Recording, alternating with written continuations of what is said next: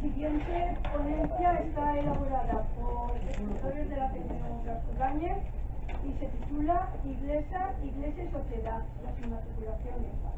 Está realizada por los escritores Elena Quiñones, Carlos Gil, Gandía, María Dolores Monteagudo, María Dolores Quiñones y Alberto Requena como coordinador de la ponencia. Este es el equipo de Murcia. Muchas gracias. Decía que muchas gracias, querida Isabel. Es un placer estar aquí. Decía, empezar por agradecer a Isabel este año, después de estos 2 años que salimos de la sequía, con más razón, por reunirnos en torno a estos temas, y decía que son todos temas calientes, de los cuales hemos oído hablar muchas cosas, y no pudiendo ser ni amable ni divertido, trataré de ser breve. Se ha citado a Elena Quiñones, a María Dolores Quiñones, a Carlos Gil Gandía, María Dolores Monteagudo. La importancia que le damos cada vez que venimos a esta reunión es previa, ahí es donde disfrutamos. Nos reunimos, cogemos el tema, todo el mundo tiene algún guión con el que convencer a los demás, y llegamos al final a alguna conclusión de qué costuchas debíamos de incluir para tratar de ser originales. En este caso, por otro lado, les recomiendo que se lean el texto, porque yo voy a hacer una síntesis esquelética para no pasarme de los 20 minutos y no aburrirme. Decía que hay inevitablemente que hacer una referencia general a cuál es esta cuestión de la inmatriculación. Por otro, vamos a hacer una pequeña pincelada sobre la valoración colectiva de la propiedad. Vamos a ver también el marco de los derechos de la sociedad, hombres, mujeres y colectivos. Un poco otra pincelada en el contexto internacional, para terminar, siendo escritores, para terminar con una bonita historia de iglesia y persona, donde se ve con un relato cuál es el tema del fondo. El proceso de la inmatriculación de los bienes de la iglesia, pues tengamos en cuenta que desde la aparición de la iglesia en la península ibérica en el siglo I de la era cristiana, cuando dicen que el apóstol Santiago entró por Cartagena, no por otro lado, y después San Pablo consta su voluntad de venir a la península, desde ese momento comienza la organización en las denominadas diócesis, seminarios, donde se formaban los eclesiásticos por un lado, aparecen las órdenes religiosas que construían abadías, cenobios, etcétera, catedrales, y la estructura se mantenía y acrecentaba en función de donaciones en metálico, en tierras, en fincas.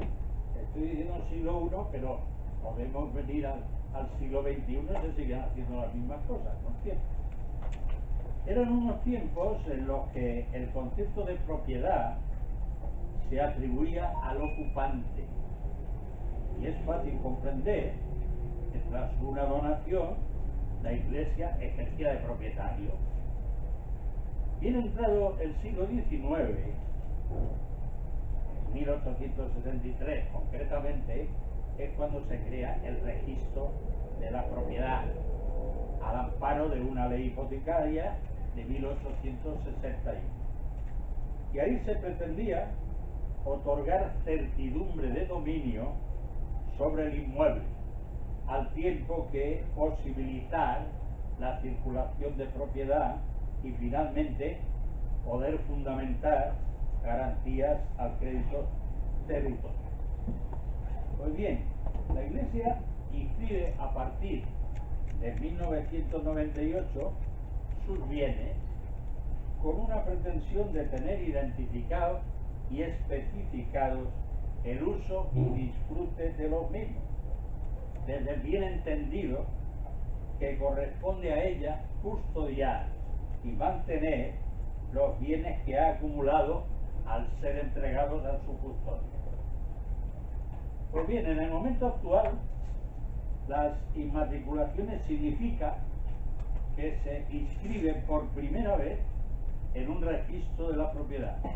Por lo tanto, nunca han estado inscritas anteriormente, y para efectuar la inmatriculación hay que acreditar el título de propiedad o desarrollar un expediente de dominio con los certificados correspondientes.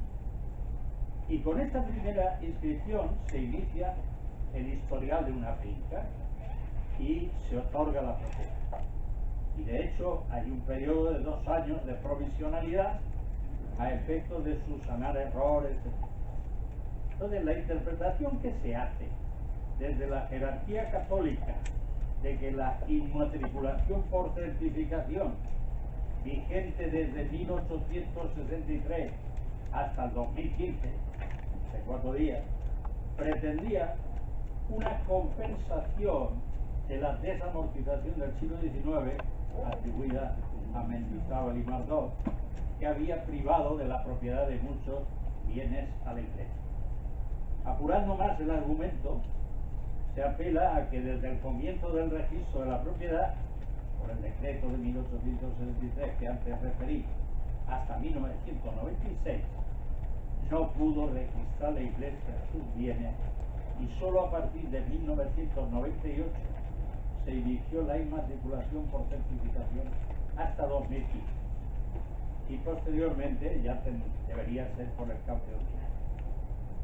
La Iglesia ha inmatriculado los bienes que se le han confiado a título de ejercer apostolado y a efectos de desarrollar el culto y ejercer la caridad, que constituyen sus objetos fundacionales, entendiendo que la custodia y el mantenimiento de estos bienes confiados cumplen su objetivo desde la afectación a los fines propios y puestos a disposición de la sociedad de forma independiente al poder público. Y por otro lado, la inmatriculación por certificación supone acreditar el título de propiedad respondiendo a un expediente de dominio o certificación. Es decir, de esta forma la certificación desde la administración, a cuyo cargo está la vigilancia y crédito de la adquisición y el modo en el que fue adquirido el bien.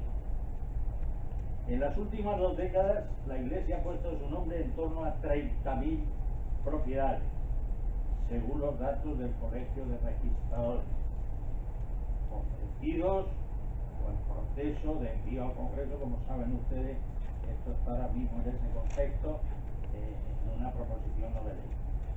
El conjunto de inmuebles incluye desde catedrales, iglesias o ermitas, hasta casas parroquiales o plazas fuertes o todo tipo de terrenos. El proceso de la proposición no de ley parte de una homóloga que se presentó ya en el año 2017, instando al gobierno a que elaborara una relación de los bienes inmatriculados por la Iglesia desde 1998, en que el gobierno, cuando el gobierno reformó la ley hipotecaria, facilitando que se registrara. Que a finales de 2018 el Colegio de Registradores envió el listado definitivo, en principio, con el desglose de las propiedades por registro.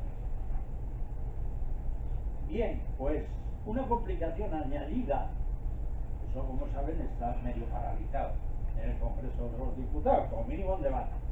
Pero una complicación añadida es la falta de definición de lo que es la Iglesia Católica ante el registro, dado que la propia Iglesia Católica es una, pero son las diócesis, son las parroquias, son las órdenes religiosas, son los obispados, los arzobispados, capellanías, todos son susceptibles del proceso de inmatriculación. Eso quiere decir que la tarea de identificar no es nada fácil y localizar todos estos entes y las propiedades que se han inscrito, pues complicadísimo, como se está viendo como resulta. Desde la psicología colectiva tenemos que introducir un marco, porque la percepción colectiva de los problemas, en este caso de la inmatriculación, sería un caso para demostrar la posibilidad de aplicar conocimientos derivados de la psicología, y otra cosa es la posibilidad de que esta percepción pase de grupos más concienciados a la mayoría de la sociedad. Y las asociaciones y movimientos más señalados que han intervenido en este caso, hay una plataforma de defensa del patrimonio navarro, hay una asociación Mezquita Catedral Patrimonio de Todos, hay otra plataforma de defensa del patrimonio andaluz, todas vienen a sumarse, hay una Europa laica, redes cristianas, comunidades cristianas, todas se reconocen afectadas desde un punto de vista no ideológico y sin motivaciones religiosas. Lo que demuestra que se trata de un tema jurídico y patrimonial, que no atiende a motivación religiosa. Se siguen constituyendo plataformas en los distintos territorios, y lo que define una de las principales tareas es la configuración de lo colectivo, la organización, la coordinación, la colaboración.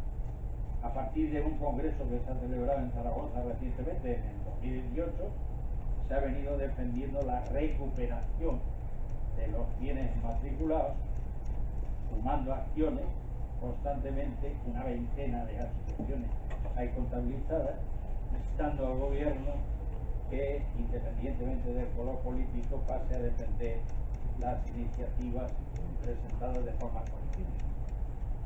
Y finalmente, la influencia mayoritaria nos permite entender el proceso mediante el cual los grupos minoritarios pueden ejercer una influencia y por consecuencia inducir el cambio en los sistemas de valores, de creencias, y generar un conflicto simbólico al menos con la mayoría que es preciso resolver.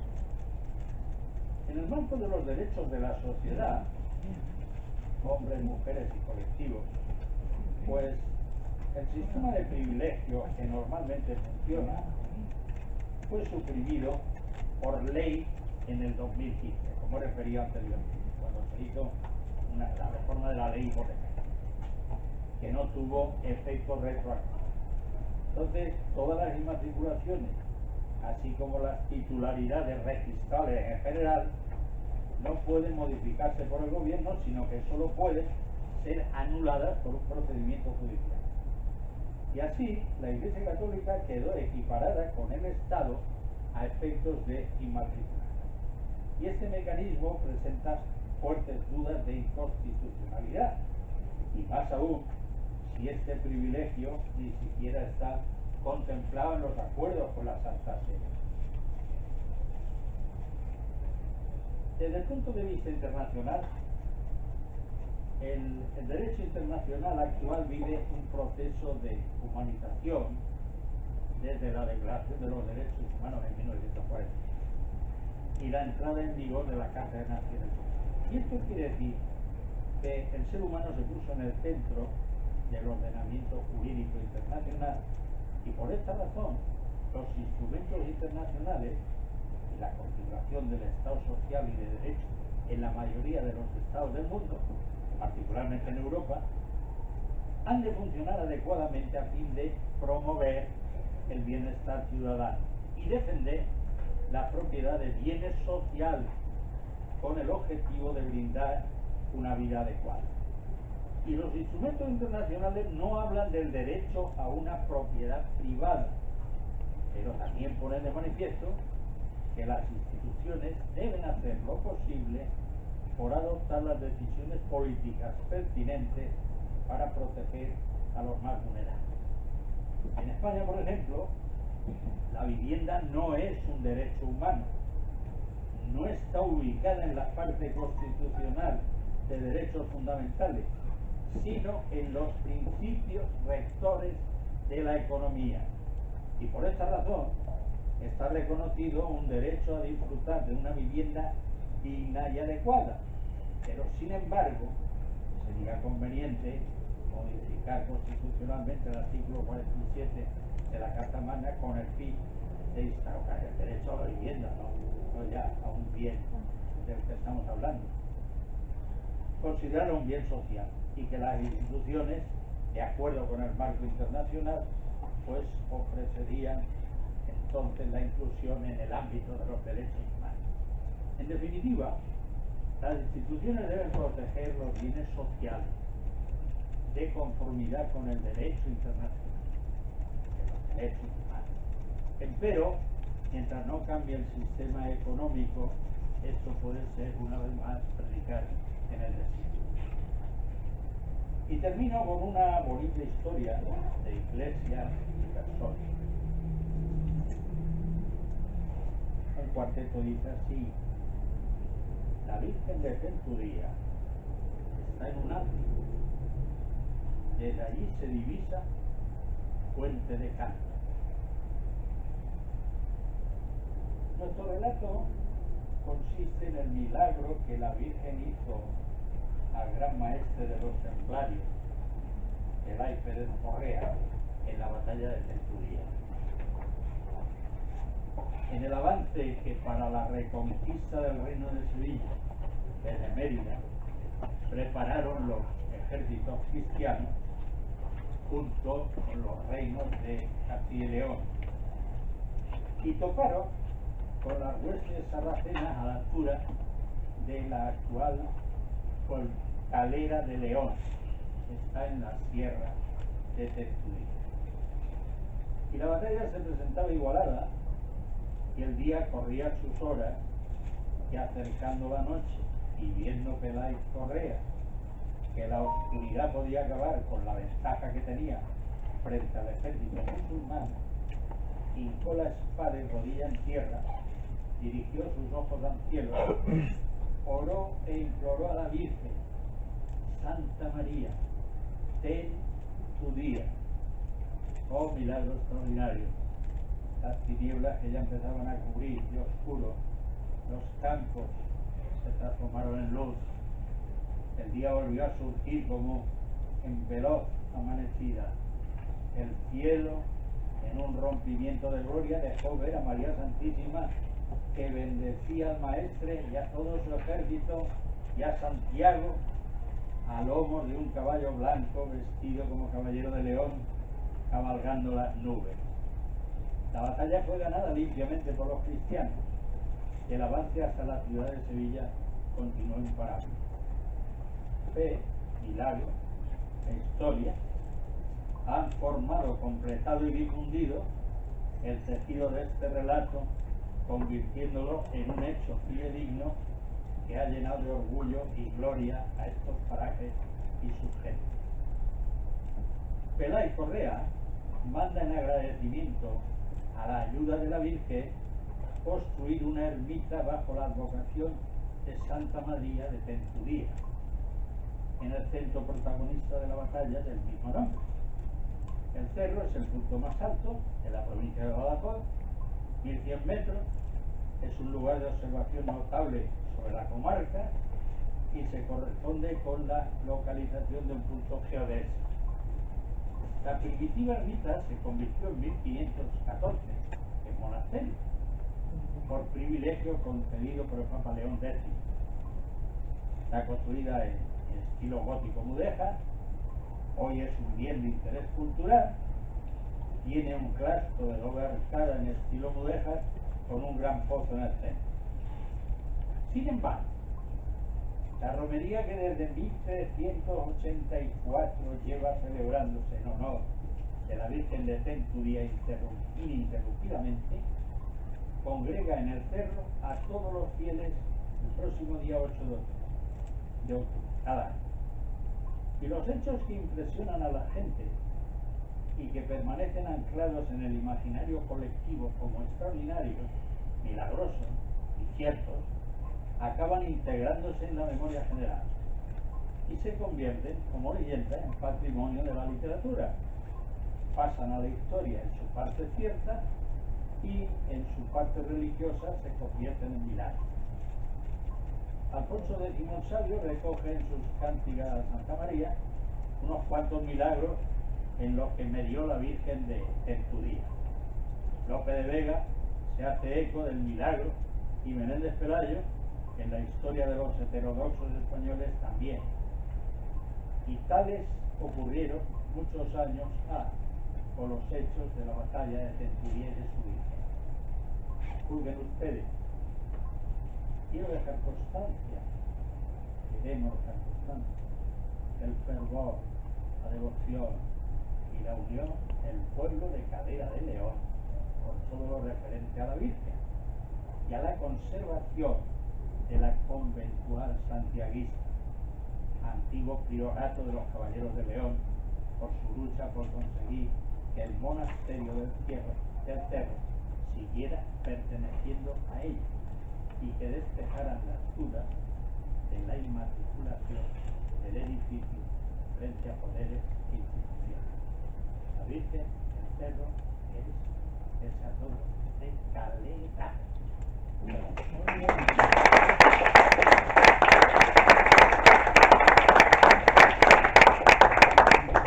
Bueno, pues si había alguna duda, ya sabemos a qué se refiere el tema de las inmatriculaciones. Han seguido llevado durante este año. Te hago entrega de tu diploma y de los compañeros, como eres el delegado de Murcia, lo llevas a ellos, se los haces llegar. La siguiente ponencia está elaborada por los escritores Encarna Gómez Sánchez, Juan Emilio Ríos Vera, José Carlos Llorens López, Juan Félix Vaca Gallardo y Rosa María Llorens López, que ha sido quien ha coordinado la ponencia. El título es El auge de las bandas latinas en España. Cuando quieras, Rosa. Gracias. Buenas tardes a todos. Nuestra ponencia con el título de las bandas latinas en España está dividida en los siguientes puntos: concepto de banda y grupos juveniles, su origen, maniobras de mimetismo en las bandas, incremento de españoles en las mismas, en sus redes, noticias y testimonios extraídos de personas con las que hemos hablado, por qué se recluta a gente de 12 años, escuela de delincuencia y, por último, psicología del ser humano, los delincuentes y sus sentimientos. Entendemos el concepto de banda como un grupo de amigos que comparten aficiones comunes. El origen proviene del siglo pasado y se ubica en Estados Unidos. La mayoría de sus miembros pertenecen al mismo barrio y el conflicto llega cuando estos objetivos interfieren con otros de grupos rivales. Hace ya un par de décadas que la policía detecta las primeras bandas latinas en nuestro país. Entre ellas podemos nombrar, por ejemplo,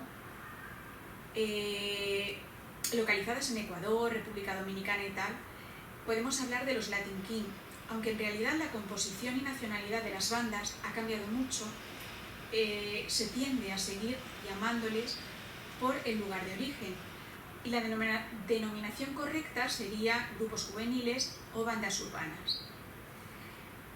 Aquí en España, casi el 90% de los miembros de origen nacional pertenecen a las bandas, y el resto está compuesto por marroquíes, rumanos o sudamericanos. Destacamos a los Latin King, que es una banda creada en Ecuador en 1992, consolidada en Estados Unidos, y se considera una de las pandillas más grandes del mundo. En español significa ese nombre Todopoderosa Nación de los Reyes y Reinos Latinos. A su vez también comentamos que tenemos otras bandas con el nombre de los Trinitarios, los Nieta, Dominican Don't Play, y con menor representación están los Blood, Banquitos, Traviesos o Fortune. El objetivo final de estas bandas es sustituir el entorno social del individuo por el entorno de la banda en exclusividad. El proceso de captación por parte de los líderes de una banda, repartiendo los roles y financiando el cobro de las cuotas semanales es vital. El inicio se centra en la búsqueda de nuevos pandilleros con edades comprendidas entre los 13 y 15 años, con función básicamente de mula para el trapicheo de la droga a cambio de regalos a estos jóvenes. Los distritos con mayor concentración en la capital de España se encuentran en Carabanchel, Chamartín, Usera y Fuencarral. La banda de los Trinitarios es la más violenta de todas. Se fundó en 1992 en Nueva York por Leónidas Sierra y Julio Marine. Por el nivel de su actividad con delitos como narcotráfico, tráfico de armas, secuestro, prostitución, asesinato, se estima que puede haber en todo el mundo unos 25.000 miembros. En Madrid se llegan a mover más de 9 millones de euros por las cuotas que cada población va recuperando de sus miembros. Hay unos 2.500 pandilleros, unos 500 niños que tienen unas edades entre los 11 y 13 años, unos 1.200 de 14 a 18, y si hablamos de unos 50 grupos, Nietas y Latin King, y más de unos 80 en la banda de los Trinitarios. La cuota semanal a la que está obligado el componente de una banda se estipula según su edad y su jerarquía. De forma genérica diremos que entre los 11 y 13 años se cobra 5 euros. Para los que comprenden entre los 14 y los 20, los 14 y los 18, son 20 euros. Los mayores de 19, unos 50. Los máximos jefes de rango pueden mover cuotas de entre 200 y 500 euros, cuando su cargo y su grado de especialización llega a la profesionalidad delictiva. Es decir, 185.000 euros por semana y más de 9,6 millones de euros al año en cada región solamente por la gestión de las cuotas internas de la banda, sin nombrar el beneficio directo que se extrae de las drogas y de la mercancía robada. Veamos ahora las maniobras de mimetismo en las bandas latinas. Es numerosa ya la nómina de las bandas latinas que han ido arraigando profundamente en nuestro país. A las veteranas nombradas como Latin King, Nietas, Dominican Don't Play, las denominadas Blonde, For Two, los traviesos, especialmente peligrosos por sus características sectarias, está también la Sagrada Tribu de Atahualpa y España. Han protagonizado numerosos altercados en Madrid que han hecho correr ríos de tinta en la prensa especializada. El radio de acción se va ampliando y ahora ya actúan en ciudades como Zaragoza y Barcelona. Otra evolución que han tenido es que, aprovechando la mayor visualización de la mujer en la sociedad, en la cultura y en el mundo laboral, así como en la defensa de los derechos laborales, de igualdad y de estrechar la fractura salarial, han aparecido bandas latinas exclusivamente femeninas, apareciendo algunos líderes que no cuentan con más de 15 o 16 años. También sacan partido de que la ley del menor, precisamente por ser menores de 15 años, los delitos que se les imputan son menores y no son juzgados de forma violenta, son juzgados de una forma más benevolente, no pudiendo ingresar en prisión, sino en centros tutelados para menores de edad. Podemos encontrar entre sus filas integrantes que no solo son latinos, sino españoles, rumanos, magrebíes, de Ecuador, Bolivia, etc. Por ese motivo, han ido diversificando mucho las tendencias culturales de las asociaciones y fusionando gustos, modas, ideario, objetivos a alcanzar, etc. Por tanto, el mimetismo con otras tendencias para no ser reconocidos fácilmente por las fuerzas del orden público. Son bandas ahora que han adoptado una forma más heterogénea de vestir, por ejemplo, con pantalones anchos, colores llamativos, ropa deportiva.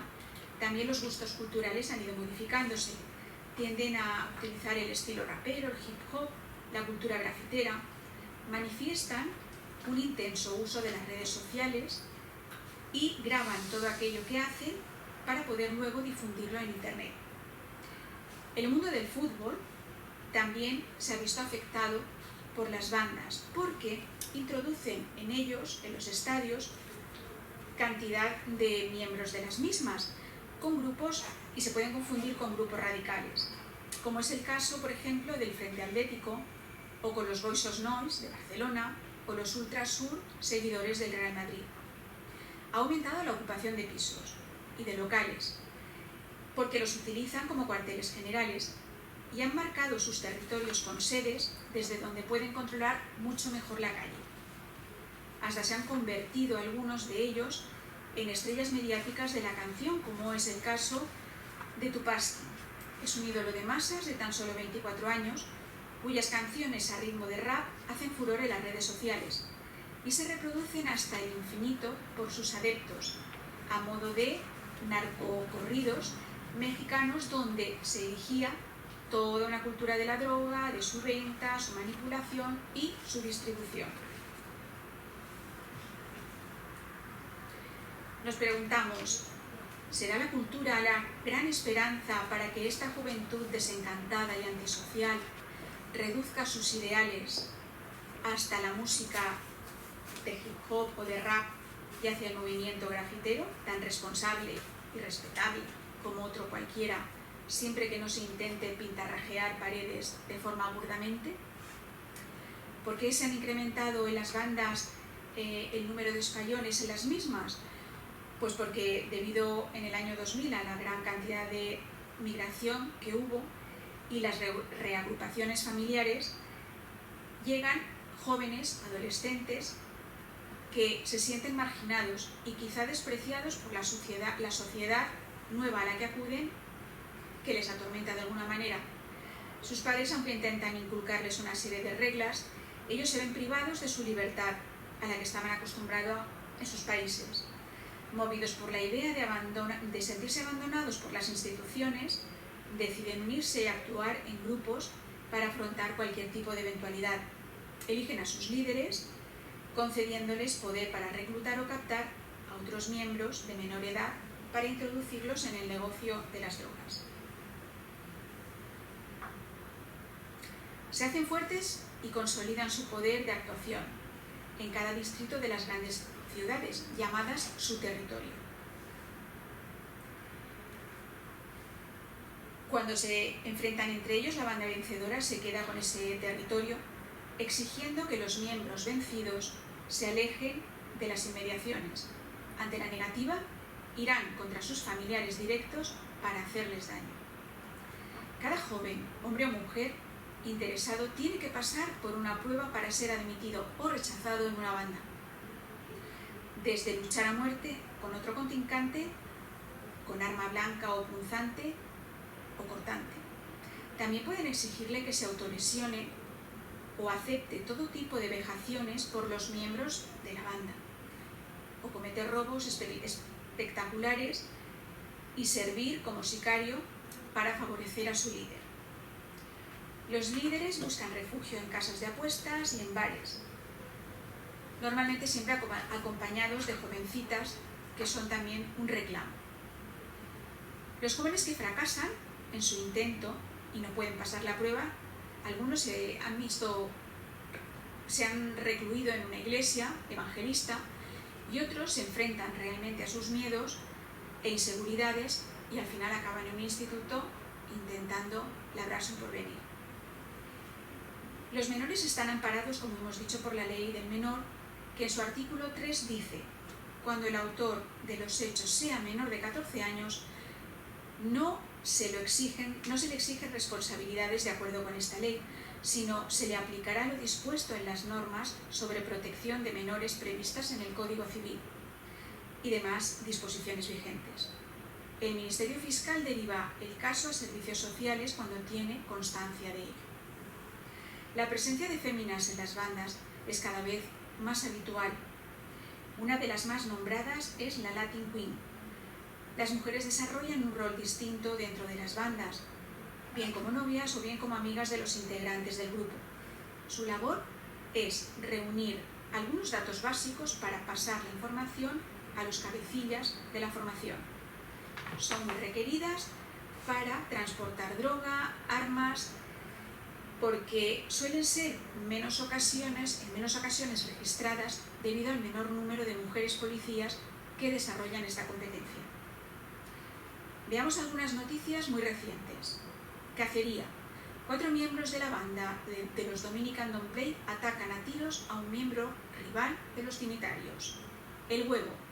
Disparó a la víctima en el locutorio de Vallecas y siguió agrediendo a machetazos, acuchillándolo en los ojos.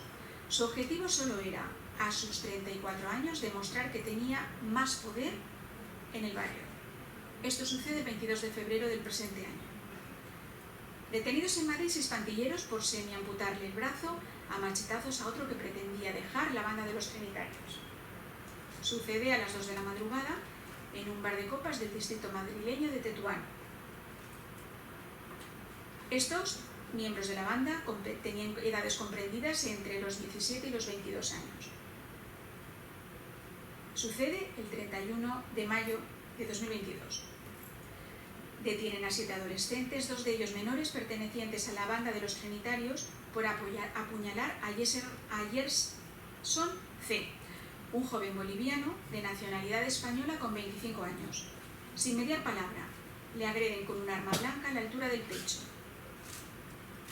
Esto sucede en el ensanche de Vallecas, en el centro comercial La Gavia, fecha 14 de junio de 2022. Desarticulado en Salou, Tarragona, un grupo de 9 personas, 3 de ellas menores, en la operación llamada Las Termitas. Planeaban acabar con la vida de un miembro de una banda rival. Por último, apalean a un individuo para introducirlo en el maletero de su vehículo. Tenía vinculaciones con otro miembro de Guadalajara. Se confiscan armas de gran tamaño, machetes, dinero en efectivo, además de una gran cantidad de documentación muy comprometida. 13 de junio. Veamos ahora el testimonio de una joven de solo 16 años que es agredida y acosada por la calle, es perseguida y buscada hasta ser localizada en el metro. Y entre 4 chicas la apalean, 18 de febrero. La chica confiesa: me pillaron en el metro y me apalearon entre mis 4 mejores amigas. La madre de la chica dice que le dieron cariño, mucho, la manipularon y encontraron la oportunidad de hacerla útil, incluso como objeto sexual. Saben muy bien lo que hacen, muy bien. Buscan a menores de 11 años a los que no se les puede registrar para transportar droga o lo que se les obligue. Una profesora explica que conoció a Jesús, un latinoamericano, integrante de una banda, cuando sus padres llegaron a la ciudad de Valencia huyendo de la pobreza que había en su país. Al no tener papeles legales, no pudieron matricularlo ni a él ni a sus hermanos en la escuela. Como no tenía amigos, la única gente que le daba cobijo era un grupo de personas que estaban en el parque continuamente. Entre ellos comenzaron a atacar estancos, farmacias y cualquier otro negocio del barrio, con lo que conseguían lo gastaban en drogas de muy mala calidad. Cada vez estaba más enganchado. Llegó al barrio con posterioridad un chico mayor que le introdujo en el mismo mundo de las bandas con más autoridad, y un fatídico día su casa, que ya estaba desvalijada, se incendió, muriendo sus padres que estaban dentro. Él buscó una salida y ahora es colaborador en un voluntariado de una organización muy reconocida.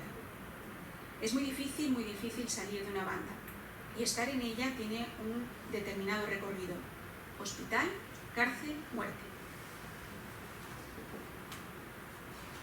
Cuando una trabajadora social, recogemos el testimonio de ella, que dice que los chavales suelen ser de 12 o 13 años y normalmente buscan que estén disponibles las 24 horas del día, porque la banda les ofrece protección, protagonismo, acceso al alcohol, porno, solo por el hecho de pertenecer a este grupo. Y les dice: nadie te va a tocar si estás con nosotros, eres el puto amo. La cuota semanal está entre los 3 y 10 euros, dependiendo de la escala que tenga el muchacho en la banda. Al principio son pequeños hurtos a la madre, pero al final son mayores y fuera del ámbito familiar. Se produce el absentismo escolar y salirse de una banda es muy complicado antes de los 22 años.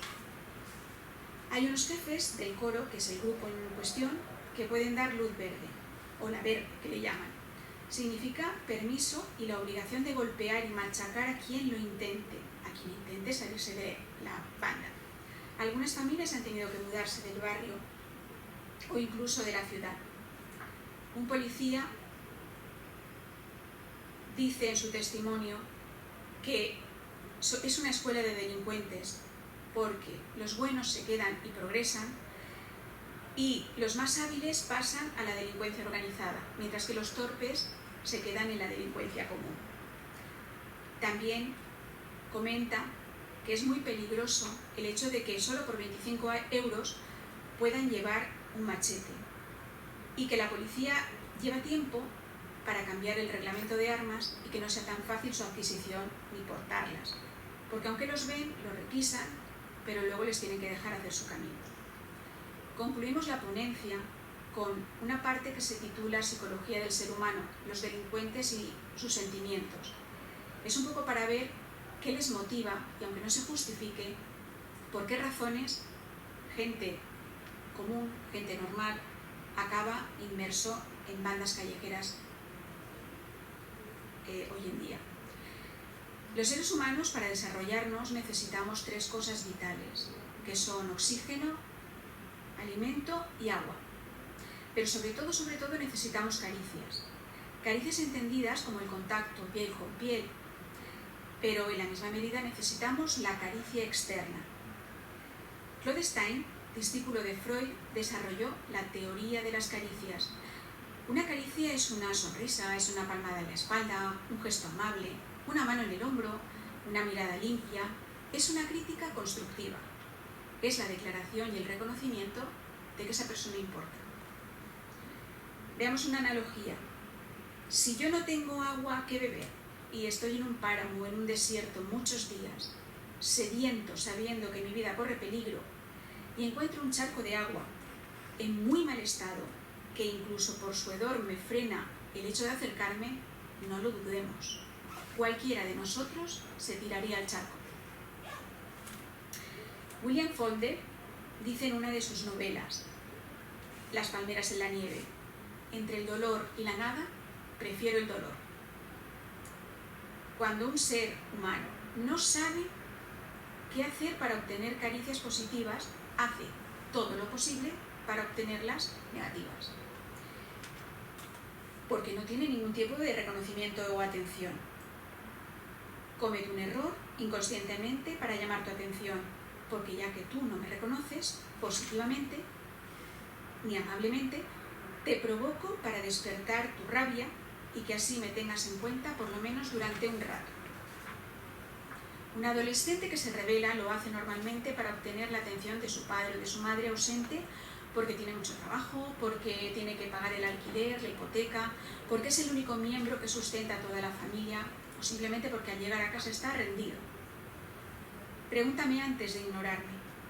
Por eso crea comportamientos disfuncionales. Está clamando la atención y el reconocimiento de aquella persona que ama y a la cual tiene como referente. La rebelión es una forma descarada y desesperada de llamar la atención. A partir de esa premisa podemos llegar a una conclusión interesante. A la hora de relacionarnos con otros, ya sea padres, profesores o con personas que tienen autoridad moral, no sirve de nada la relación tóxica, porque es tremendamente contraproducente. El insulto, la humillación o el acoso moral. Oscar Wilde define el egoísmo verdaderamente inteligente como hacer que los demás estén muy bien para tú estar un poco mejor. Cuidar, respetar, dar alas. Si a tu hijo o a tu hija le dices te vas a caer, eres incapaz de hacer esto, es demasiado complicado para ti, acabará por caerse y ni siquiera lo intentará, porque le estás diciendo que es un inútil. Ahí está el efecto Pigmalión en negativo. Pero si tú le dices, cariño, inténtalo, disfruta, esfuérzate, Tú puedes. Y si te caes o te equivocas, que harás, yo estoy aquí para ayudarte. No lo olvides nunca. Esa persona lo intentará con más seguridad, fuerza y entusiasmo, porque te quiere y porque confía en ti. No se sentirá vacío y no se sentirá asustado. Lo importante no es solo ser mejor, sino ser distinto y sacarle partido a esa especial cualidad.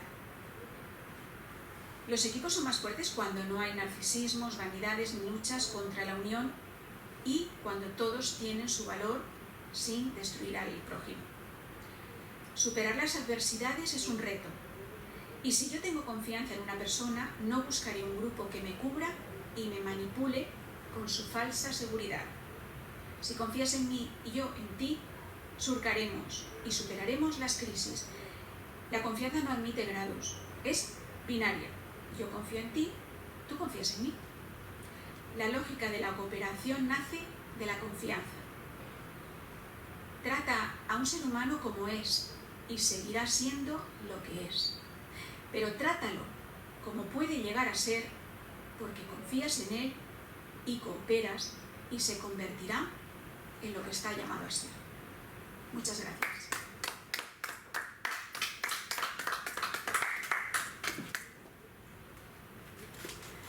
Muchísimas gracias, Rosa María Llorens, por tu magnífica exposición en nombre de todo el grupo al que has representado. Un diploma para comunicar esta experiencia. Muchas gracias. Buenas, soy Carmen Azaustre Lorenzo, profesora de la Universidad de Huelva y doy clase a los alumnos de educación de primaria, segundo curso, en la asignatura de investigación e innovación. Este grupo ha hecho un trabajo sobre los derechos humanos que merece estar precisamente en los anales del Ateneo Blasco Ibáñez. Se van a presentar, por favor. Yo soy Simón Ruiz Sierra. Yo soy Irene Ponce Mora. Yo soy Francisco José Rocaetano. Lara Rivero Rodríguez. Leonor Miguel Abonel. Y el trabajo a exponer es el derecho a la vida, libertad, integridad y a la seguridad personal. Se ha abordado el tema de los derechos humanos en la sociedad, concretamente derecho a la vida, a la libertad, a la integridad y a la seguridad personal. El trabajo se ha centrado en explicar lo que se entiende por cada uno de ellos, así como los diversos ejemplos que vulneran la integridad de dichos derechos humanos. En la intervención se ha utilizado una metodología cualitativa, realizando un grupo de discusión en las personas de diferentes rangos de edad, que estuvieron dando su opinión. Se llegó a diversos resultados y se reflexionó sobre ellos.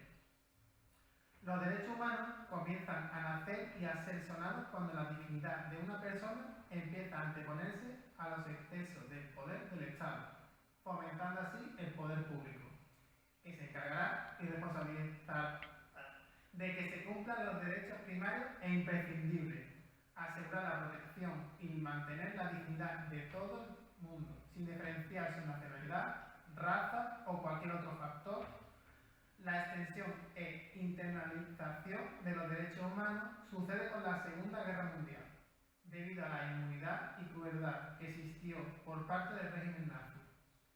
Se inspira en el respeto a la dignidad humana, fomentando así la igualdad en todas sus cabidas, la igualdad de forma, material y la no discriminación, y se encuentra caracterizado por una serie de definiciones universales, inclusivas, inherentes, inalienables, imprescindible, irrenunciable, intransmisible, indivisible e independiente, según la ONU en 1996.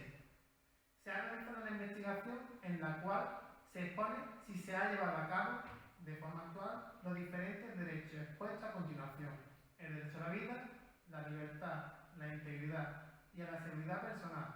Para ello se tendrá en cuenta una serie de metodologías y estrategias para lograr el objetivo final y contestar a la pregunta: ¿se cumplen estos derechos en la actualidad? Para entender el tema hemos profundizado en su historia. Así, Flores, 2002, en su segunda página, los derechos humanos se puede definir como un conjunto de normas de carácter política que se establecen para regular y ayudar por parte de diferentes instituciones jurídicas, ejecutivas o legislativas a la sociedad civil de un Estado, cuya principal finalidad es ayudar a que todos tengan una buena convivencia y garantizar la estabilidad de los diferentes grupos sociales e individuos de un mismo o diferentes países. La creación de los derechos humanos es catalogada como una herencia que se transmite a los diferentes países e individuos de los diferentes lugares del mundo. Asimismo, esta ha hecho evolucionar a la propia sociedad, ya que nos ha ayudado a crecer como personas y a avanzar para garantizar una sociedad más justa y de fácil convivencia entre los diferentes individuos. Una de las primeras leyes se conocieron en el Código de Hammurabi, antecesora de los derechos humanos. Es la ley Talión, en la que se establecía el principio de proporcionalidad sobre la venganza, ya que en él podría existir una estrecha unión entre la persona agredida y la respuesta de la contraria. Tras la creación de la Carta Magna de 1215, se dio a conocer el límite de poderes en el Estado, dando a sus ciudadanos derechos contra ellos. Uno de los más destacados fue el habeas corpus, dando a estas garantías de protección ante cualquier arresto o sanción que pudiese tener el ciudadano, siendo esta norma antecedente para la Declaración de Derechos. Actualmente, este derecho de habeas sigue vigente, pero con una serie de matices para su solicitud y aprobación. Estos acontecidos de la antigüedad hicieron realidad la Declaración de los Derechos Humanos, como por ejemplo, movimientos obreros en todos los países, la Declaración Constitucional de Francia y Estados Unidos, así como la independencia de este último. No fue hasta el acontecimiento de la Segunda Guerra Mundial donde los países tomaron conciencia para la creación de derechos para proteger a la ciudadanía, tras las situaciones acontecidas y en palabras de Turnerman, 1997, mencionado en Flores, 2002, la página 6, catalogado como tragedia mundial, tras acciones realizadas por los nazis y por el fascismo, considerándose como crímenes de guerra. Tras la finalización de la guerra, todos los países adoptaron una serie de medidas para que esta situación no volviera a repetirse. Una de esas medidas es la propuesta y aprobación de las Naciones Unidas en 1945 y tras esta, crear la Comisión de Derechos Humanos de las Naciones Unidas, encargada de elaborar una Carta Internacional de Derechos Humanos para impedir situaciones de represión dentro de un mismo país o entre países. Esta fue aprobada por todos los países en París en 1948. Dicho documento, en palabras de Flores, 2002, en la página 14, suponía un avance para la adopción de derechos civiles, políticos, económicos, sociales, culturales, etc.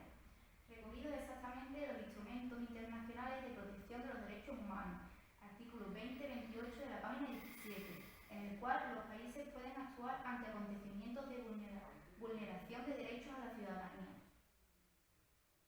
Entre los derechos básicos para la convivencia de la ciudadanía se tiene el derecho a la vida. En el Manual del Derecho Constitucional no existe el significado o concepto del derecho a la vida, solo se identifican pinceladas sin entrar en profundidades. Figueroa 2008. Debido a la falta de información, Figueroa 2008 realiza la investigación de diferentes perspectivas de autores, con el objetivo de encontrar y construir unos conceptos más concretos sobre el derecho a la vida. Se han encontrado 5 conceptos. En el primero se asocia el derecho a la vida con el derecho a vivir, donde todo el mundo debería perdurar con vida. En otro se recalca el hecho de vivir, para vivir bien, es decir, con decencia. En tercer lugar se expone el derecho a poseer lo necesario para subsistir. Otra concepción es comprender que todos los humanos tienen derecho a vivir y el derecho a no ser matados. Por último, en quinto lugar, nadie tiene el poder de matar gratuitamente. El 20 de noviembre es el Día Mundial de los Derechos de la Infancia, un derecho de gran importancia del cual la sociedad debe conocer. En la Convención sobre los Derechos del Niño se reflejan 4 fundamentos. A. La entrega de un interés mayor de la niñez. B. La no distinción entre unos y otros. Respetar las ideas y los puntos de vista del menor. C. El derecho a la vida. Y D. La manutención, cuidado y asegurar un crecimiento pleno al niño o niña. Casas y Loredo, 2014, páginas 1 y 3, profundizan en los siguientes aspectos. La supervivencia del menor basada en la protección y vigilancia prenatal y postnatal, el cuidado familiar del niño hospitalizado, la no discriminación, la obligación de una educación escolar, la alimentación materna regulada satisfaciendo las necesidades básicas de alimentación del menor, fomentar el juego, actividad física y los descansos necesarios para su recuperación, la seguridad de la vida privada y, por último, la protección contra la violencia y el maltrato infantil. En segundo lugar, tenemos el derecho a la libertad. Según Campos, 2019, la libertad es un derecho propio de las personas, ya que a través de ella se pueden disfrutar del resto de derechos que son fundamentales en el desarrollo de la vida. La propia libertad es el eje de la base de los derechos fundamentales, en que complementan los otros valores. También estos mismos autores nos muestran que existen una serie de diversas limitaciones con respecto al derecho a la libertad, originadas por normas y derechos constitucionales imprescindibles para el progreso de la convivencia social. Ejemplos de estos derechos pueden ser el orden público y la seguridad ciudadana. Pero el tema primordial de este derecho es la libertad personal, ya que deriva a la misma esencia y naturaleza jurídica. En tercer lugar, tenemos el derecho a la integridad. Todas las personas, por seres humanos, poseen el derecho a la equidad personal, a la tolerancia de la vida, así como de la integridad física y moral. Guzmán, 2007, página 1, asegura que la integridad física implica la prevención y cuidado de todas las partes del cuerpo, lo que conlleva al estado de la salud de las personas. Sin embargo, afirma que la integridad psíquica es la conservación de todas las habilidades motrices, emocionales, psicológicas e intelectuales. Por otro lado, fundamenta que la integridad moral hace referencia al derecho de cada ser humano a desarrollar su vida de acuerdo a sus convicciones. Todo ello supone que ningún ser humano puede ser dañado tanto a nivel psíquico, físico y moral, o cualquier otro que dificulte preservar su perdurabilidad. También Orellana 2021 afirma que toda persona, ya sea niño, niña, adolescente, docente, poseen el derecho de que respeten tanto su integridad física, personal, cultural y psíquica. Las consecuencias producidas por el desprecio de estos derechos ocasionará daños en el ambiente académico, así como desmotivación, lo que conlleva el fracaso escolar e incluso a la pérdida de la vida. En cuarto lugar, nos encontramos con el derecho a la seguridad personal. La seguridad personal se define, según Fernández 2010, como aquel principio de carácter ético, jurídico y político que establece la abolición de medidas tomadas arbitrariamente que afectan a la libertad de la persona, como por ejemplo la detención ilegal de cualquier ciudadano, y que esto conlleve a la supresión y paralización de su vida cotidiana. Asimismo, para Humberto 2010, la seguridad es uno de los elementos éticos y sociales básicos y fundamental que todas las personas deben poseer. Para este autor, al término seguridad se le aplican dos funciones. La primera de ellas se denomina corrección estructural. Consiste en el cumplimiento de todas las medidas y normas del sistema jurídico. Por otro lado, la segunda de ellas se denomina corrección funcional. Se refiere al buen desempeño de estas medidas en todas las personas, fundamentalmente en las instituciones encargadas de hacer cumplir este derecho. La seguridad personal en España es recogida como un derecho en la Constitución Española de 1978, en concreto en el artículo 17.1. Dice: toda persona tiene derecho a la libertad y a la seguridad. Nadie puede ser privado de su libertad. En este trabajo se plantearon dos objetivos. Uno general: corroborar si la ciudadanía disfruta de derechos tanto a nivel personal como social, tanto en su país como fuera del mismo. Y otro específico: determinar si se cumplen los derechos a la vida, a la libertad, a la integridad y a la seguridad personal. La población a la que va dirigida este estudio es muy heterogénea. Así, la muestra se desglosa de la siguiente manera: 3 estudiantes de grado de educación primaria, con edades comprendidas entre los 18 y 25 años. Otros 3 con edades entre los 25 y 45 años, del grado de educación infantil. Y por último, 3 participantes con un rango de edad entre 50 y 65 años, trabajadores administrativos. Todas las personas de la muestra pertenecen a la Universidad de Huelva. Todos los participantes se sentaron en círculo y se les lanzaron una serie de preguntas, a lo que cada uno respondió según su criterio. En cuanto a los recursos materiales utilizados, fueron portátiles para ir anotando la información para luego realizar el análisis, una pizarra digital con altavoces como soporte.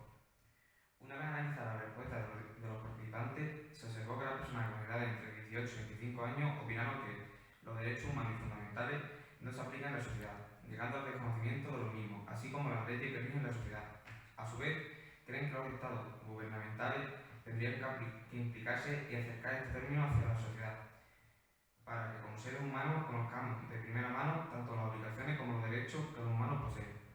Este grupo coincide en alguna respuesta con los participantes de edades comprendidas entre los 25 y 45 años, considerando que las leyes impuestas por el gobierno y por la propia moral de la sociedad no tienen consonancia con lo que realmente se da. Literalmente expresaron esto así porque nosotros mismos, como seres individuales y colectivos, juzgamos y valoramos en función de lo que consideremos aceptable o no. El colectivo de participantes de edades comprendidas entre 50 y 65 años coincidían con los otros colectivos más jóvenes en que algunos de los derechos más importantes para la sociedad no se ponen de manifiesto de la manera que debería hacerse. Hacen referencia a la seguridad ciudadana y sobre todo en lo que respecta a la mujer, manifestando que es evidente que dado todos los casos de violencia machista, violaciones, asesinatos y secuestros, las mujeres son juzgadas e infravaloradas continuamente.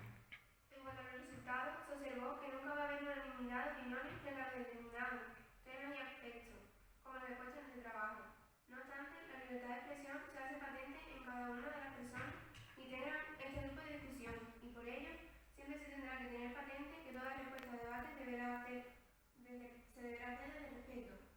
A la hora de poder cambiar esta percepción, así como mejorar de cara al futuro para así eliminar las desigualdades de derechos que se han deducido tras el grupo de discusión, se deben de tener una serie de soluciones que ayuden a la aplicación de los derechos en la sociedad.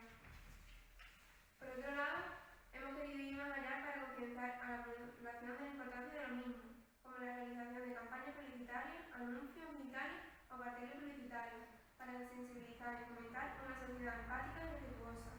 Además, se elaborarán talleres y charlas en los diferentes centros educativos, para que, desde el comienzo del camino del aprendizaje, dichos valores sean adquiridos de la mejor forma posible. Para ello, las instituciones educativas y legislativas deberán trabajar de forma conjunta para tratar los temas, para, de esta manera, desde la infancia, reconozcan los derechos y tengamos un futuro más próspero y seguro. Como conclusión, este trabajo realizado nos ha permitido conocer con exactitud los diversos derechos humanos existentes en la sociedad, aspectos fundamentales para el desarrollo y funcionamiento de la misma. Además, nos ha permitido acercarnos a diversas opiniones que posee la sociedad respecto a si se cumplen estos derechos en sus vidas y las opiniones críticas que tienen sobre ellos. Nos encontramos ante un tema muy abstracto, ya que nos han aportado opiniones desiguales, a pesar de convivir todas las personas participantes en la misma sociedad, llegando muchas de ellas a desconocer los derechos existentes, lo que nos hace saber que existe una gran desinformación en la población, desconociendo tanto los derechos universales como los que pertenecen a su propio país, regulados en este caso con nuestra Carta Magna, la Constitución de 1978. Contestando a la pregunta que nos hicimos, ¿se cumplen los derechos en la actualidad? Se ha llegado a la conclusión de que la respuesta al grupo de discusión que muchos de los derechos no se cumplen y son transgredidos por muchos países día a día. Por tanto, es de vital importancia la defensa de los mismos de toda la sociedad en conjunto, como una acción colectiva. Y hasta aquí nuestro trabajo y muchas gracias por su atención. Buenas tardes, retomamos después del descanso para la comida y un poquito de relajo las conferencias que se han quedado pendientes de esta mañana. Quedan dos, sabéis que después de estas daremos las entregas de los reconocimientos a los delegados territoriales y después, si nos queda tiempo, haremos un recital de poesía. La ponencia que viene a continuación está elaborada por los miembros del Ateneo, se titula El estigma social de la pederastia y está elaborada por Daniel Arce, Consuelo Giner, Pilar López, Norma González y Joaquín Castillo como coordinador de la ponencia. Cuando quieras, Joaquín. Muchas gracias, buenas tardes. Voy a intentar ser lo más breve posible. Y de inicio voy a leer los epígrafes, un análisis de términos en primer lugar para saber de qué estamos hablando, en este caso de discriminación, de erótica, de abuso sexual, de niños, de estigma social, de pederastia. Hay una introducción, un análisis histórico, una breve pincelada de historia y la pederastia a nivel mundial dentro de la Iglesia católica como organización privada que es, y algunos casos más sonados después la pederastia dentro del mundo deportivo y la pederastia dentro del ámbito familiar. Por tal, me salto algunos términos, no voy a leer los términos glose de los conceptos, pero sí lo que es la introducción del tema.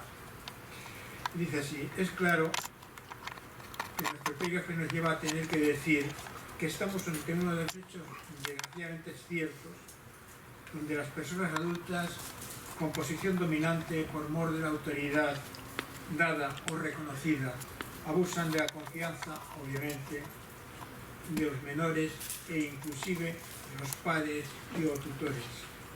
Ese adulto, sirviéndose de aquella autoridad superior y superioridad de dominación con los menores a su cargo, llega por una posición de dominio a obligarles a realizar actos sexuales cuya obscenidad e indecencia no es otra que la violación de las normas cívicas de comportamiento. Y es claro que cuando se violan las leyes civiles, lo que procede es la aplicación, en este caso como castigo, del Código Penal. Así, el sujeto adulto que ha violado a la persona menor, que está bajo su tutela por incapacidad de dominar su libido, cae en una total y absoluta ilicitud y villanía, ya que atenta contra la vida y la integridad de la persona que está bajo su custodia. Por tal, es obvio que le debe caer todo el peso de la ley. Los abusos y maltratos se producen en todas las esferas sociales, por ello hemos indicado los epígrafes, muchos de los cuales se producen sobre las personas menores de 18 años, actos que sin duda son punibles. No obstante, entendemos que los abusos sexuales sobre menores deben estar tipificados con las penas más duras, ya que todos ellos, por lo común, se producen por abuso de autoridad, lo que significa sufrimiento y ultraje de la persona menor, lo que de ordinario significa la destrucción de la persona que aún no ha despertado a la vida adulta, o está en el tránsito de la misma. Normalmente el individuo castigado, después de cometer una aberración de este tipo, cumple una pena de prisión si la cumple, y por un buen comportamiento, que es normal, porque normalmente son gente que tiene cierto nivel social o sociológico, cumple la pena y de este comportamiento le reducen la pena a la condena y sale libre, lo que vuelve otra vez a las andadas. No es nuestra intención entrar aquí a un repaso sociológico e histórico del modo en que se ha evolucionado la visión del pederasta desde el mundo de vista clásico hasta nuestros días, ya que este tema daría para más de una tesis doctoral. Es por ello que lo que aquí proponemos es una breve reflexión. No obstante, hay una cuestión indiscutible que nos permite entender la complejidad de este fenómeno. El estudio del estigma social de la pederastia no debe abordarse únicamente desde un punto de vista sexual, cuanto también desde un punto de vista sociocultural. En este sentido, el estudio de la atracción que un adulto puede sentir de un individuo menor de edad quizás no deba ser percibido atendiendo a factores físicos, sino más bien enfocándonos en el estudio de ciertos parámetros socioculturales a los que de todos estamos expuestos, pero que han hecho degenerar al sujeto pederasta, despertando en él una atracción fisiológica que no nace de forma natural. Por un lado tenemos la atracción del pederasta desde un punto de vista biológico. En ella, el sujeto adulto que sexualmente ha degenerado se siente atraído por individuos menores de edad que todavía no han alcanzado la pubertad o se encuentran en el tránsito de la misma, como terminamos de decir, por lo que el desarrollo sexual está en fase todavía inmadura. Estos individuos comúnmente son calificados como pedófilos. Por otro lado, tenemos un tipo de atracción pederasta que deriva más de una problemática puramente cultural que de un problema de tipo biológico. En los pedófilos a los que nos hemos referido, la sociedad suele reconocer un consenso común, una serie de desorden mental, degradación física, incluso en la que se considera que debe hacer algo que no funciona bien en la persona que desarrolla un deseo sexual por individuos que no han alcanzado la madurez. Sin embargo, hay un segundo tipo de pederasta que resulta más problemática, la que tiene lugar cuando una persona mayor de edad desarrolla su atracción sexual con personas legalmente y no pueden dar su consentimiento a un adulto para mantener relaciones sexuales. Hasta aquí nuestra introducción. Así que vamos a remitirnos a reconocimientos históricos. Los reconocimientos históricos internacionales los dejamos porque hablan de sí.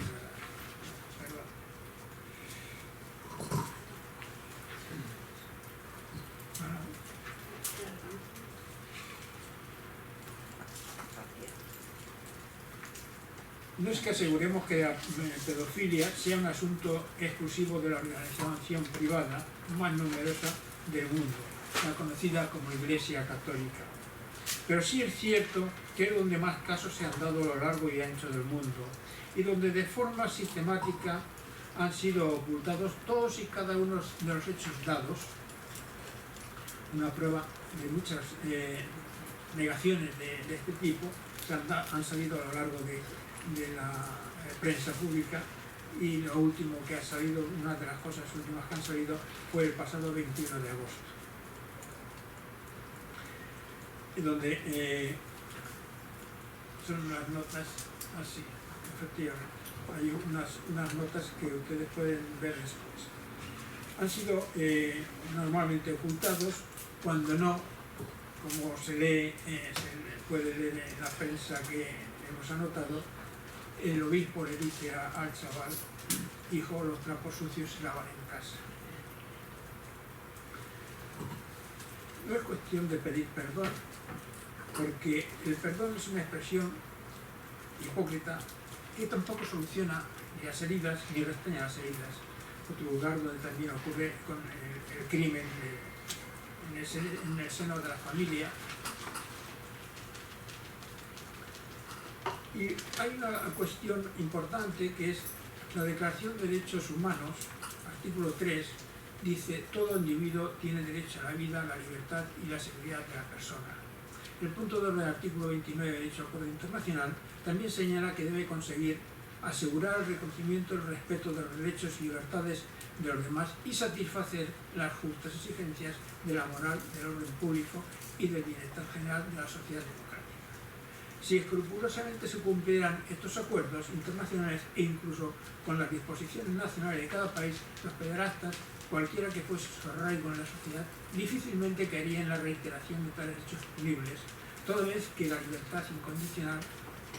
libertad condicional no debería ser otorgada, pues es conocido que el desviado pederasta vuelve al camino con reincidencia en ese asunto. La Convención Nacional de Naciones Unidas también ha trabajado sobre los derechos humanos, suscribiendo un acuerdo entre las naciones de proteger la infancia. El artículo 34 del mismo trata de la protección contra el abuso sexual. El artículo 43 al 54 se encargan de explicar cómo los gobiernos, las Naciones Unidas, en especial el Comité de Derechos Humanos, UNICEF, y otras organizaciones colaboran para asegurarse de que todos los niños gocen de todos y cada uno de los derechos, como ya se ha señalado. Por ello se celebra cada 20 de noviembre el Día del Niño, como reconocimiento del artículo de la Convención de la ONU. El Consejo de Europa también ha estudiado este hecho, y un hecho criminal de abusos sexuales, y se procedió a ese acuerdo el 25 de julio del 2007 en Lanzarote. En muchos países de la Europa occidental, tales hechos han sido reconocidos. Alemania, por ejemplo, Francia, la Iglesia Católica ha llegado a pagar indemnizaciones importantes. América del Norte, Estados Unidos, Canadá, donde han tenido que pagar sumas importantes de dinero, dado que dicha organización se ha visto obligada a reconocer las evidencias. No así en España, que como es habitual, donde no solo han negado las convicciones, cuanto que no han pagado ninguna indemnización. Es así que cuando no han tenido más remedio que admitir los hechos dados, han puesto a investigar a un grupo de abogados afines a la organización. Es decir, ponen a cuidar las ovejas, ponen los lobos a cuidar de las ovejas.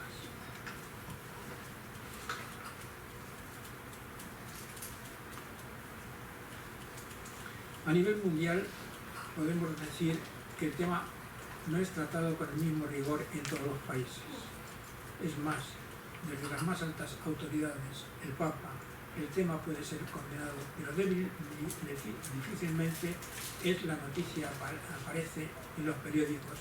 Si aparece en los periódicos no tarda en desaparecer el tema se fuma, los noticiarios dejan de hablar de ello y las víctimas se quedan indefensas.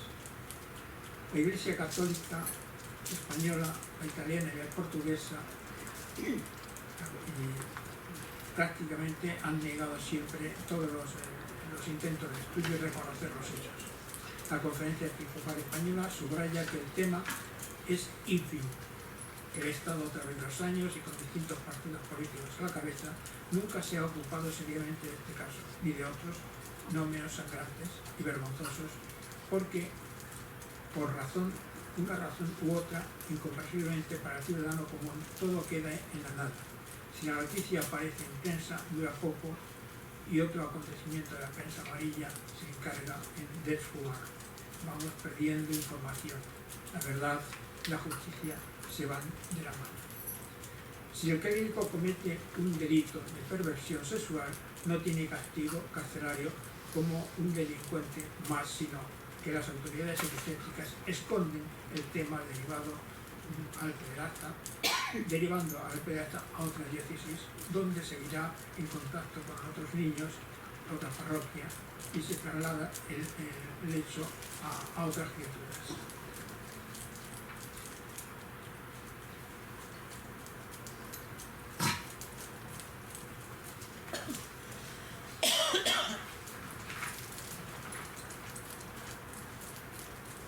Otro de los espacios donde se ha producido este tipo de hechos ha sido el mundo deportivo.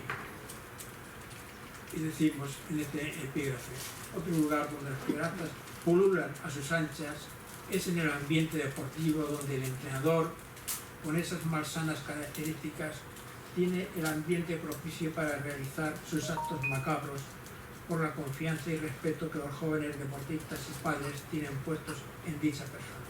Los padres, por un lado, confían en él porque generalmente es un deportista o un entrenador cualificado y quieren que sus hijos sean grandes estrellas deportivas y en un futuro puedan generar ingresos. El tema en el ámbito deportivo tiene una gran y lamentable trayectoria. Las instituciones donde ocurre intentan tapar el hecho desgraciado, porque es una propaganda que va contra los intereses de la organización. El resultado sería nefasto, la prensa se encargaría de hacer su presencia y hablar sobre el tema.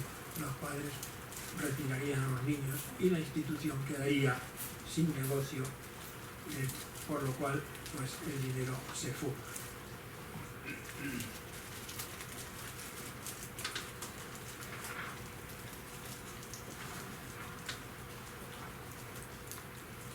Otro de los casos donde la pederastia se da es en el ámbito familiar. La mitad de los delitos a menores se cometen en el ámbito familiar. El abusador más frecuente es el padre, casi en un tercio de los casos. Hay ocasiones en que el violador no es identificado, en un 20%. La pareja de la madre, 18%, el abuelo, el 12%, el tío, el 6%. Siempre ha sido así, revela Margarita Jiménez, psicóloga infantil y juvenil. En 2020 se presentaron en España 5.685 denuncias por delitos de abuso a menores. La ONG estima que apenas su pena supone un 15% del total, que en la mayoría de los casos llegan a denunciarse, porque los procesos de denuncia son muy embarazosos para las víctimas, la mayoría de ellas niñas. Hay gobiernos que en pleno siglo XXI que apoyan abiertamente las bodas entre niñas pequeñas y mayores y señores mayores europeos. Tal es el caso de Tailandia. Allí, como una atracción turística más, se ofrecen niñas para que mediante una boda sea el festín de los violadores disfrazados de bondadosos, quienes dicen ayudar a las niñas y salir de esa pobreza material junto a sus padres. Una aberración total. Nadie lucha por ellas contra esa tradición horrenda. En algunos países árabes las niñas son asignadas a un cónyuge mayor desde muy pequeñitas. Su destino está determinado por otras personas contra su voluntad. Los gobiernos se mantienen al margen de todas estas cuestiones, razones por las que la lista es dolorosamente infinita. El terrible atropello a la integridad puede provocar en él o en ella, entre otros, los siguientes síntomas según estudios psicológicos y expertos del tema: incontinencia y expulsión involuntaria de heces, rechazar consuelo y manifestaciones de apoyo por parte de la persona adecuada cuando el niño está angustiado o perturbado, agresividad y comportamiento oposicionista, necesidad de estar al lado de ciertos adultos persistentemente para que los protejan, pesadillas recurrentes con respecto al tema, vacío familiar, excesiva cordialidad de extraños,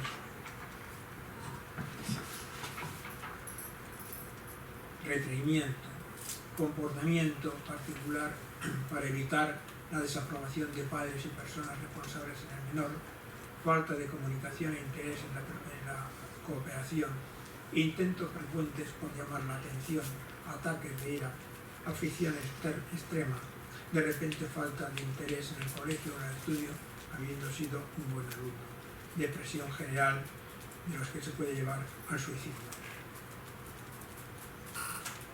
Proponemos que desde las escuelas o colegios se prepare a profesionales psicólogos y psiquiatras encargados de detectar estos casos de acosos diferentes, de bullying, de crisis de identidad, de pensamientos suicidas, ya que es muy difícil que el niño cuente en casa estos problemas porque ocurren en el seno del hogar y su mente no alcanza a comprender las dimensiones del acto criminal al provenir de alguien querido en la familia o del entorno cercano o de muy respetado sagrado reducto para la familia, como puede ser la iglesia, los lugares de entrenamiento, la acampada, el largo, etcétera, etcétera. Los maestros y profesores tienen a tantos alumnos por ratio en cada clase que muchas veces es imposible detectar los problemas y en consecuencia dar una solución correcta. Se pueden preparar encuestas anónimas dentro de cada clase y exámenes psicotécnicos específicos y diversas actividades para que el maestro ponga en práctica y en sus clases con la ayuda del gabinete psicológico pedagógico de cada centro para ayudar a detectar cualquier delito contra su persona. Hemos de señalar que a nuestra población infantil, nuestras familias, que al menor indicio de este tipo de delincuencia lo pongan de manifiesto para que inmediato cortar el acoso. Hemos de crear un clima de confianza para que los pequeños nos cuenten sus problemas. Siempre hemos de creer al niño porque nunca miente. Muchas veces el niño quiere contar y se lo califica de romancero, que se inventa historias. Los padres han de observar los dibujos que hace cada niño y los cambios de comportamiento normal, retracción, autocastigo y demás. Debemos pensar que el niño puede estar bajo amenaza, inclusive de muerte. Si cuenta algo, en lo más común es que el resultado más resultado le concede al criminal. Se debe poner en funcionamiento un registro de delitos sexuales en la población infantil, impidiendo que cualquiera de estos delincuentes pueda tener contacto directo con menores y se haga público. A pesar de este control, se saltarían las reglas igualmente que ahora contactan por internet y se valen de miles de anuncios. Hay numerosos casos que no se denuncian Los procesos de denuncia son siempre dolorosos para las víctimas. Las entrevistas para narrar los hechos llegan a una media de 4, según informe de los tribunales. Demandamos más juzgados especializados y también una fiscalía específica. En España hay una sola unidad tipo modelo Marmaus con personal especializado para ayudar al menor violado de forma integral, y solo está en Tarragona. Hace unos años el delito prescribía cuando el menor alcanzaba la mayoría de edad, 18 años. En este momento, por modificación del Código Penal, pasa a 35. Proponemos que esta prescripción no se dé a lo largo de toda la vida. Exigimos un castigo a los delincuentes manipuladores de inocentes.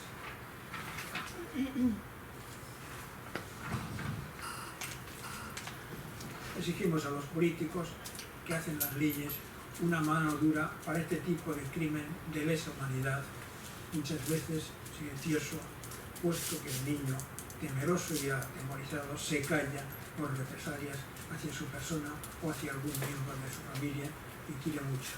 Prefiere sufrir en silencio algo que no entiende muy bien antes que lo mate. Así terminamos nuestra exposición con lo que han sido más que unas pinceladas. El tema es demasiado amplio y complejo para tratarlo en pocas páginas. Aún así confiamos en la justicia y bregamos para que ningún delito de esta dimensión quede impune y que los inocentes, víctimas también de asesinato por parte de las abusadoras desaparecidos o no, sean redimidos en la memoria, por lo menos con prisión perpetua, como veremos. Muchas gracias.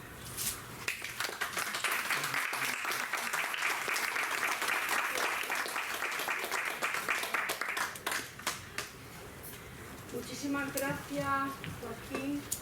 Muchísimas gracias, Norma. Y muchísimas gracias, Consuelo, por haber estado aquí y por esta conferencia que habéis elaborado entre todos. Os voy a dar un diploma. Este es para Pilar, se lo llevas tú. Ella no ha podido venir. Este es para ti, Joaquín. Este es el tuyo. Y el de Norma,